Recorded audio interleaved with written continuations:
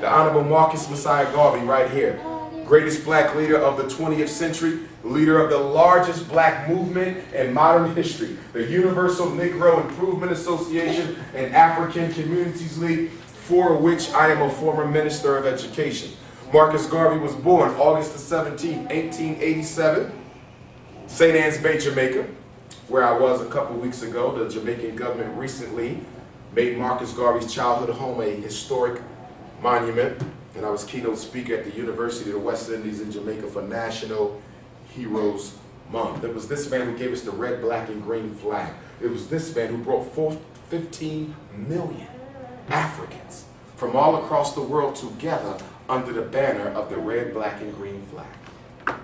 We was light-skinned, dark-skinned, educated, uneducated, African, Asiatic, Caribbean, Black American, whatever you want to call yourself. And Marcus Garvey made us all stand up at one time and say, we are Africans. Never before have you had that. Malcolm X's father comes from his organization. In fact, Malcolm X's father was murdered doing work for the Garvey movement. His mother used to write articles for the Garvey paper. Minister Louis Farrakhan's family were Garveyites. The founders of the Rastafari were Garveyites. Every modern movement today owes a debt to Mr. Garvey for laying the foundation for how to build a mass movement. He said, without confidence in yourself, you are twice defeated in the race of life. With confidence, you have won even before you have started. Y'all better remember that as y'all prepare for college. Without confidence in yourself, you are twice defeated in the race of life. With confidence, you have won even before you have started.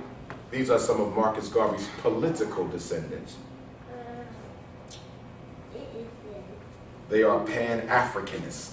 Marcus Garvey was the father of modern Pan-Africanism. He was not the first Pan-Africanist. He was simply the greatest. Pan-Africanism goes all the way back more than 200 years. Most people look at the Haitian Revolution as the beginning of Pan-Africanism, when in San Domingo, a group of enslaved Africans rose up against French slavery and oppression and won a war, which in 1804 culminated in the forming of the first independent black nation on this side of the world, Haiti. Toussaint L'Ouverture, Boukman Dada, a voodoo priest who actually gave the call to arms for the Haitian Revolution, and of course the first emperor of Haiti, Jean-Jacques Dessalines, was some of the first Pan-Africans, and that's the 1700s.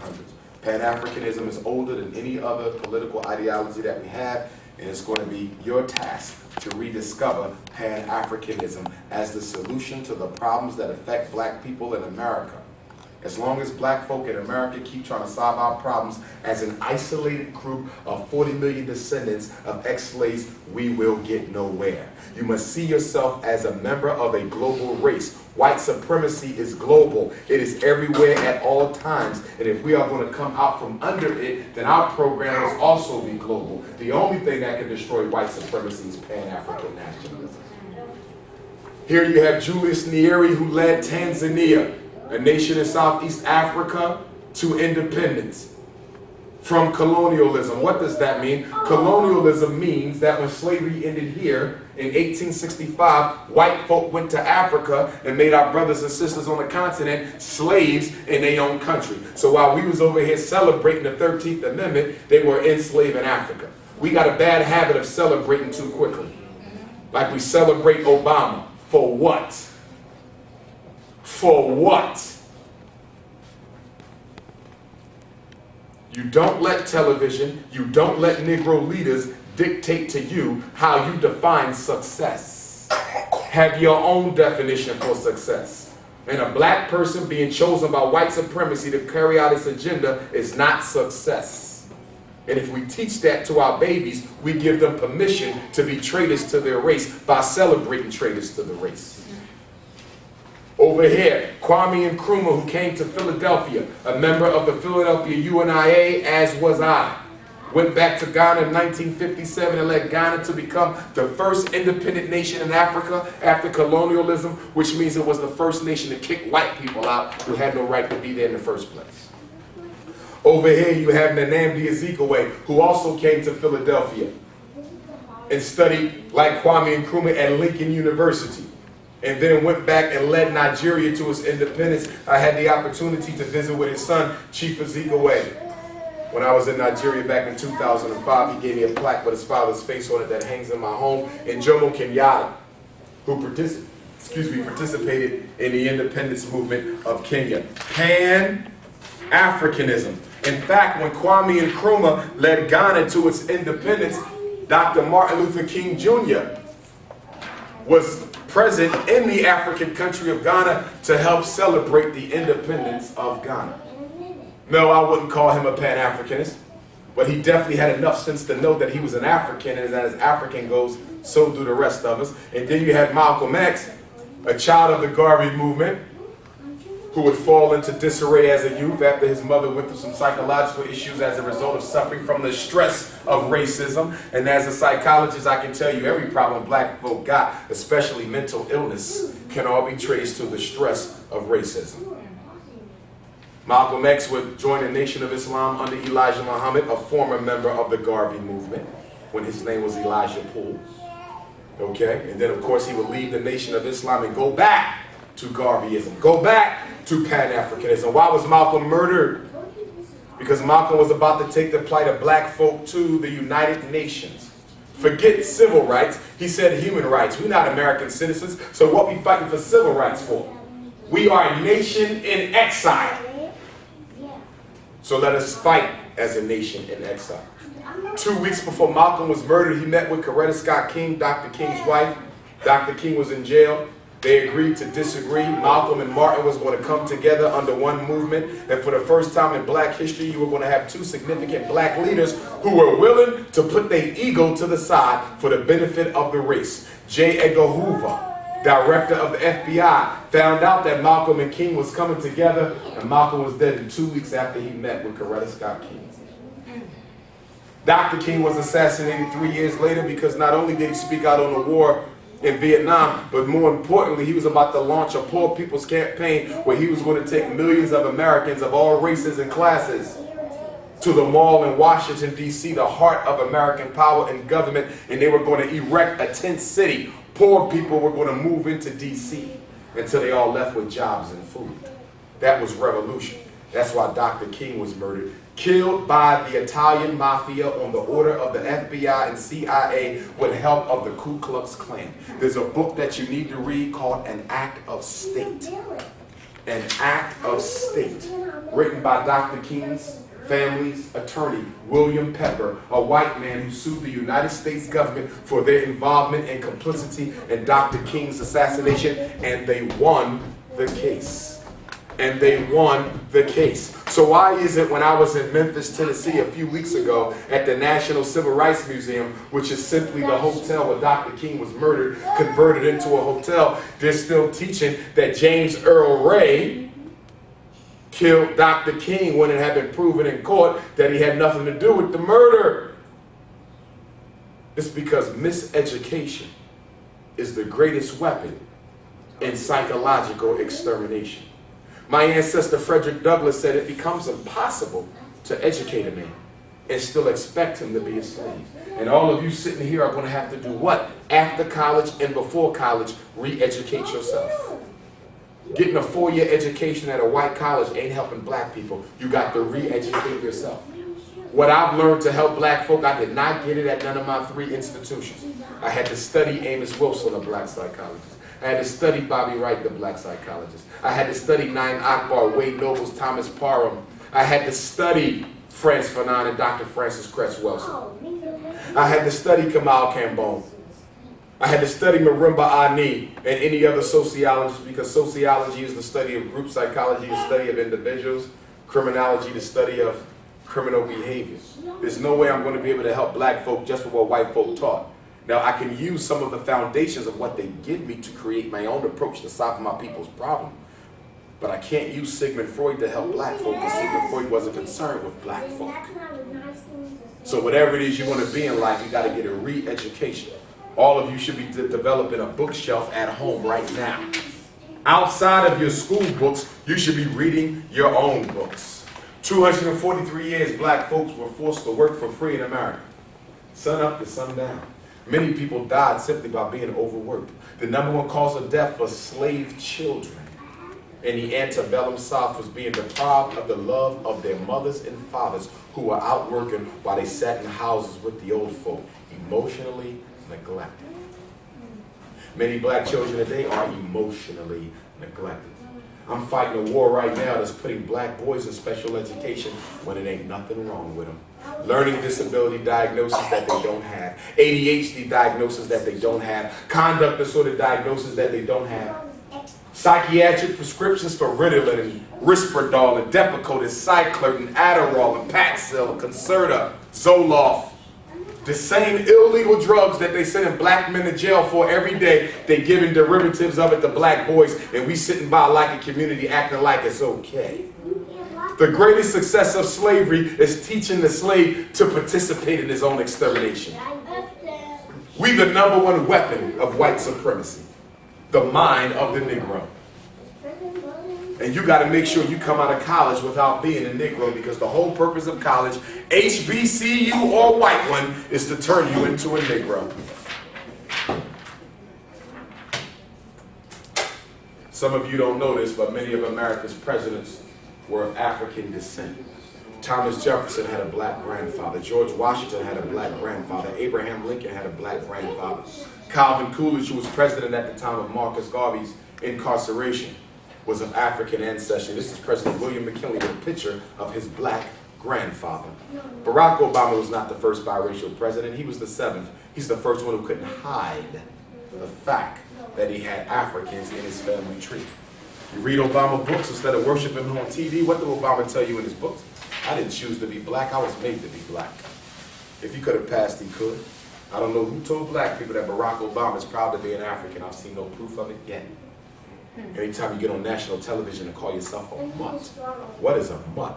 A mutt is a dog that is mixed with a high breed stock and a low breed stock. So when Obama called himself a mutt, who exactly was he referring to as a low breed stock? You. He would have rather been born pure white man. That doesn't mean he's not an African. Because all black folk, whether they got one white parent, a white mother, or a white dad, if you got one parent who's an African, you're still an African. So we don't divide our people up into groups. We don't practice eugenics within our race. A black brother with a white mother or a black sister with a white dad, that ain't her fault. We're not responsible for how we got here. An African is an African. But I don't consider Barack Obama psychologically an African because he's not loyal to his race. Just like I would reject you if you're not loyal to your race. Supreme Court Justice Clarence Thomas is blue, black, purple. But I do not consider him to be an African because he's not loyal to his race. And then he got a nerve to be married to George Bush's cousin. He married Rush Limbaugh, the most racist radio personality in America. He married him in his house because Clarence Thomas happens to be an ordained minister at the same time. In fact, you're going to find that many of our popular ministers are some of the worst self-hating Negroes you could ever have around you. Anybody know the actor Taraji P. Henson? Played in I Can Do Bad All By Myself. This is her grandfather, Matthew P. Henson, the first human being to stand at the North Pole. North Pole is the coldest place on earth. He set out with a group of Europeans and other folk to set out as an explorer to be the first person to stand at the North Pole. He was the first one to get there. The others didn't make it. Here's the first black man to reintroduce the belief in one God in ancient Kemet. The belief in one God is African. It doesn't come from Christianity. It doesn't come from Islam. It doesn't come from the Hebrews. It comes from the Africans of the Nile Valley, the first people God put down here on earth. This is Pharaoh Akhenaten, King Tut's father-in-law. King Tut was married to one of the children fathered by Pharaoh Akhenaten and his wife Nefertari, not to be confused with Queen Nefertiti. This black man wrote a book of Psalms, the Psalms of Akhenaten, that many biblical scholars believe are the Psalms of David. They say the Psalms of David in the Bible are word for word identical to the Psalms of Akhenaten, so many people believe that the Psalms of David in the Bible were plagiarized. Does that have anything to do with your religion? Nope. We're just talking about one text that had been modified and played with. For example, in the 5 books of Moses, we know that Genesis was the last of the 5 to be written. So if it was one of the last of the 5 to be written, how could it have been the first book? Study your history, please. You don't have to give up your religion, but you may have to give up your version of it. Why do most African kings and queens wear a king cobra right here on the third eye? Why is the king cobra right there at the pineal gland? Because if I take your brain out of your skull, your brain will be attached to your spinal cord. The human brain is in the shape of the head of a cobra. The spinal cord is in the shape of the body of the cobra. The cobra represents African intelligence. Your intelligence is not just your brain, it is also your spine. That's where we get the spiritual chakra system, 7 vortexes that are cerebral and spinal in nature through which the universe communicates with you. Also, the snake is a reptile. Reptiles have one of the largest pineal glands in all of creation. The pineal gland works with the pituitary to secrete the chemical that makes your skin black. So that snake also represents pride in black skin. And thirdly, the ancient Africans taught that your spirit is coiled up at the base of your spine 3.5 times. And in order for you to reach God consciousness, you have to force your spirit up through the chakras and through your pineal. Your spirit must merge with the soul of the universe, and that's how you reach God consciousness. That's why when you look at most of the kings and queens, they were often painted while they sat in their chairs with their hands on their lap, because they were in trance, in meditation. Meditation don't come from the Chinese people, and it don't come from the East Indian people. It comes from African people. They simply borrowed it. For example, it is largely believed by African scholars that Buddha, whose name means the black face, one of the greatest thinkers and masters of psychology to have ever lived, was an African priest who went into exile from Egypt into Asia during the invasion of outsiders. Here is a statue representing one of the first groups of people to live here in North America, Central America, South America. The Pilgrims were not first. The Native Americans were not first. You were. First people in America were Africans. This is a statue of the Olmec people, O-L-M-E-C. Look at the nose, look at the lips, look at the hairstyle, mohawk. African people are the only ones whose hair stands on top of their head. Shave his hair, and you have an ancestor of Jay-Z.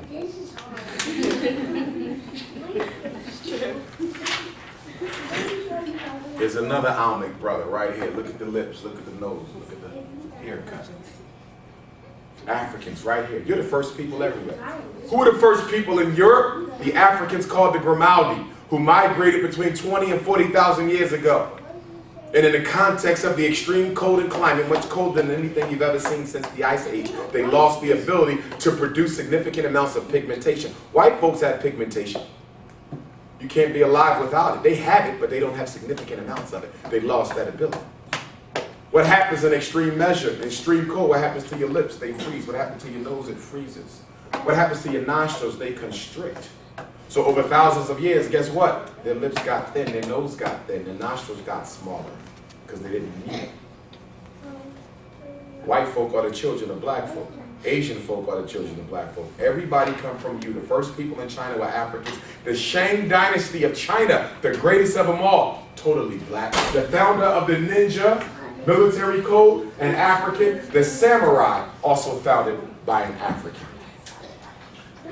Study your history. Mary and Jesus, Immaculate Conception. God impregnating a woman and giving birth to a son, that's nothing new. That story existed in Africa 20,000 years before Jesus was born. Nor was he the first famous person to wear the title Christ. Christ is a title, it's not a name. Here's a statue of the original Mary and Jesus. You got Offset, who the Greeks called Isis, Haru, which the Greeks called Horus, and Asaru, who the Greeks called Osiris. Mother, born of Immaculate Conception. God, represented as the sun. Why did the Africans use the sun to represent God as opposed to the moon and star of the Muslims, which they borrowed from the Adinkra symbolism of Ghana? Or the cross of the Christians, which they borrowed from the Ankh of Kemet? They use the sun because the whole universe revolves around the sun. There is no life without the sun. No vegetation. No water. No vitamin D that you need to activate your melanin. Without the sun, there's no life. It's the most powerful thing in the universe that we know of, and as a result of that, Africans use the sun to represent God. What did the scientists just found out a couple years ago? They said the essential substance of the universe is something invisible that we refer to as dark matter. They said every atom of dark matter has millions of universes within it. They said our whole approach to understanding the universe has been totally wrong because you can't understand the universe without understanding dark matter. Oil, carbon, the most powerful substances in creation are all black. So why do we hate our blackness? Here's a picture of Abraham Lincoln, a cartoon drawn of him by the Democratic Party when he was running to be the Republican nominee for president. Why does Abraham Lincoln have an afro and a beard? Because he was of African origin. This was put in newspapers. White folks knew that he was half black. In fact, there's a book that was written, if you can find it, entitled Abraham Lincoln's Secret Dark Past, put out by the Democratic Party, talking about how this man was really a black man. Yes? When you actually look at him, though, you see his features, you can tell, like, there's some, I was thinking he was mixed with, like, Native American or something. Exactly. In fact, an original painting of Abraham Lincoln, he's darker than Barack Obama in complexion. That's why when you look at most of your presidents, do you see original pictures or do you see paintings? You see paintings, because original pictures will show you how nappy their hair really were. Those paintings that you see are white wigs. Just like over in Britain now, the judges in the court wear white wigs. And speaking of judges, why do judges wear black robes? Why when you graduate do you wear a black robe? Why do the ministers wear long black robes? Because at the University of the Mystery Systems in Kemet, all the priests and priestesses and initiates had to wear black long robes. When you came into the temple, you had to first cleanse yourself. You had to wash your hands 3 times, your face 3 times, your feet 3 times, your arms 3 times. The Muslims, thanks Muhammad invented that. Muhammad didn't invent that. We've been washing ourselves when we entered into holy temples, taking our shoes off. Judges represent righteousness. That's the black robe. The minister's supposed to represent godliness. That's the black robe. The graduate's supposed to represent intellectual pursuit and development. That's the black robe. That's an African tradition. Please read the book Stolen Legacy. Stolen Legacy, you must read it. George James. I once had a 2-hour debate with my psychology, history, and systems professor on whether or not psychology came from white folk or whether it came from black folk. We spent the whole class period debating. Do you know why? Because when I got up to do my history of psychology report, I showed the African origin of psychology, and that white man lost his mind. He stopped the whole class and we went at it pound for pound. And that's probably why it took me 3 years extra to get my doctorate degree, because they said, how dare you? But I gave him the proof. I gave him a picture of Sigmund Freud's office, the father of white psychology. And in Sigmund Freud's office, what did he have? Statues of all the African deities, paintings of all the great African monuments. Why would a Jewish white psychologist be so infatuated with ancient Egyptian art? Because he was studying the spiritual system. The psychoanalysis of Sigmund Freud is nothing but the spirituality of the Nile Valley culture. In fact, the word psyche is an African word that meant study of the spirit. But the Europeans corrupted it and made it study of the mind. And that's why white psychology can't help black folk, because white psychology does not acknowledge the existence of soul.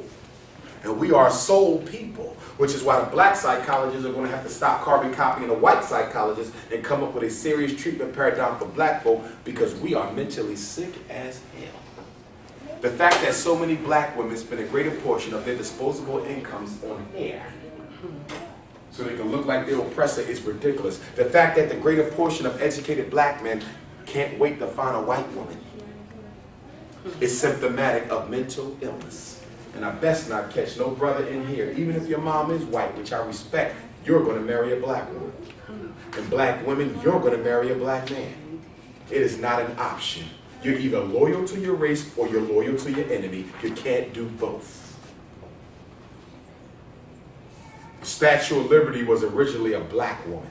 And here's the sketch. It was a gift to the United States of America from France, but the United States rejected the offer. And that's why you see a white woman standing in the harbor of New York, but she still has shackles at the feet. The statue was originally supposed to show respect to the African woman in particular, but all enslaved Africans who had suffered and died to make America what it is. You built America.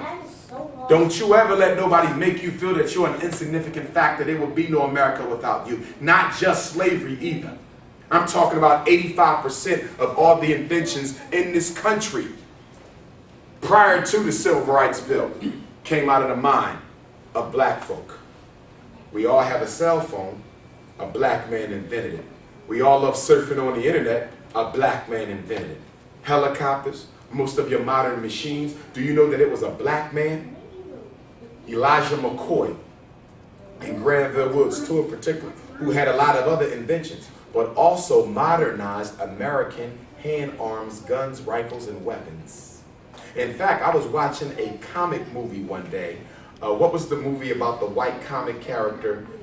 They made a movie out of the guy. He had two guns on his hand. That was a dance flick. No. It was one of the Marvel comics. What is the name of that movie? I don't know if you guys remember it. He used to ride horses. He was a comic superhero. Not Superman and none of them, but this guy had guns. He rode a horse, and he had guns on his hand. Was it Ghost Rider? Nah. I can't remember. But anyway, in the movie, it's like, white folks know black people history. He stopped and gave a whole history lesson on how either Granville Woods or Elijah McCoy, I forget which name he used. He said this man, he didn't say he was black though.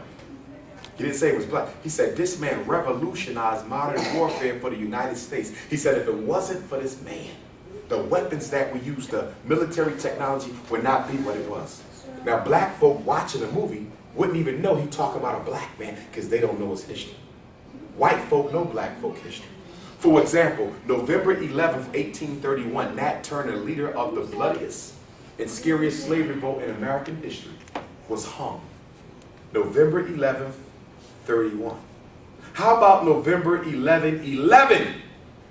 A couple months ago, white folks released a movie called 11/11/11. And guess who the name of the boy was in the movie? Nathaniel. They always give you your history back in movies. Symbolism. The movies are used to educate illiterate white folk about what the government is planning next for black people. That's why a lot of what you see in movies tends to come true, because the movie is a codified communication system for the government to let white folk know what we're about to do to black folk so you can be on guard. Hurricane Katrina, that was already put in the movie. Rodney King Rebellion, that was already put in the movie. HIV/AIDS, that was put in the movie. Ebola, that was put in the movie. Every significant social issue affecting black people was first hinted to white folk so they would know, we got this. This ain't about y'all, it's about the blacks. So the next time you go to the movies, start deciphering the symbols instead of laughing at the nonsense. Speaking of nonsense, I went to go see Red Tails last Thursday on opening night. That was a bunch of nonsense. A movie on a Tuskegee Airmen, all black fighter squadron trained at Tuskegee Institute who never lost a single bomber to enemy action. More medals than most of the white folk. And George Lucas, the man who created Star Wars, a classic epic, creates or finances his Red Tail. And you got a bunch of laughing buffoon pilots in the movie. The best pilot was in love with a white woman. The movie was a disgrace. A disgrace. But it's not George Lucas's responsibility to tell the history of black people. Spook Lee should be doing that. Tyler Ferry should be doing that. And John Simpleton should be doing that. But because they're too busy making blaxploitation flicks and comedies, and they don't find black history to be important enough, I guess we're just gonna have to wait till one of you guys get a degree in film and cinema and start making some serious movies. We're about to wrap it up. This is a picture of Queen Mother Harriet Tubman with a group of enslaved Africans that she helped free. This might actually be her own family. I'm not sure of that. Okay, this was a black woman who wanted to go back to Africa. That's right. Since we got here, black folk were trying to get back to Africa. I don't know who lied and told you that nobody wanted to go back home. That's a myth in your history books. Be careful about what you read in your history books, because every history book that you get in school was pre-approved by the state. In fact, John D. Rockefeller created a general education board. Why would a white capitalist create a general education board to oversee American education? To make sure you would never become conscious and intelligent of how your entire life is being socially engineered by the bankers of this country. John D. Rockefeller personally financed more than 200 different eugenics organizations in his life. Eugenics means black death. This man helped more than 200 different groups bring about black death. Some of y'all heard of Planned Parenthood, the abortion clinic, black death. Who started Planned Parenthood? A white woman by the name of Margaret Sanger, who was a member of the American Eugenics Society.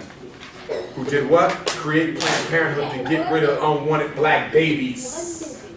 That's why 85% of all Planned Parenthood abortion centers are somewhere close to your neighborhood. Because it was started for you. And now we read newspapers talking about the black population rate is declining. The Hispanic is increasing. Hispanics are black people. Who are you fooling? The United States government created the word Hispanic in 1970 to give black folk who spoke Spanish the opportunity not to be black if they didn't want to. In the year 2000, they came up with another title, biracial. So if you had a white parent, you can now say that you was biracial instead of black. My ancestor, Frederick Douglass, his mother was raped by the slave master. He was biracial. But do you have any history of any black person with a white parent being called biracial during slavery? No, you was black like everybody else, but now they're coming up with terms to confuse us. And confusion is the enemy of revolution. Confusion is the enemy of revolution. This woman, all by herself most of the time, helped free more than 300 Africans during the Underground Railroad, which was not a real railroad, but a series of churches and underground houses and hiding places that black folk would go to, escaping to the north. I'm sure y'all have some sites here in Georgia. Harriet Tubman said that I freed hundreds of slaves. I could have freed more. The problem was they didn't know that they were slaves. In conclusion, my ancestor Frederick Douglass said that if there is no struggle, there is no progress. Those who profess to favor freedom and yet deprecate agitation are like men who want crops without plowing up the ground. They want rain, but they can't stand the thunder and the lightning. They want the ocean, but they can't deal with the awful roar of its waters. Frederick said this struggle might be moral, or it might be physical, or it might be both moral and physical, but it must be a struggle. He said, find out what any people will quietly submit to, and you have just found the exact measure of injustice that will be heaped upon them, because the limits of tyrants are prescribed by those who they oppress. He said, for 20 years I prayed on my knees for freedom, but God didn't give it to me till I got up and started praying with my feet. He said, power concedes nothing without a demand. It never did, and it never will. The right, excellent, honorable Marcus Messiah Garvey, provisional president of Africa, greatest black leader of the 20th century, said that if the black man and woman are not careful, you will drink in all the poison of Western civilization and die from the effects of it. Thank you for your time, Ashe.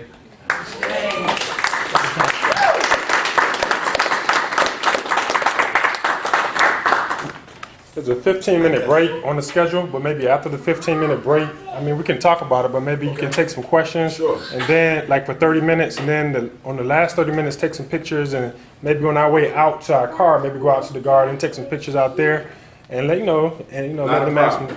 Let's work it out. For the adults and for the boys, I have business cards. For the young ladies, obviously, I can't give them to you, but you can contact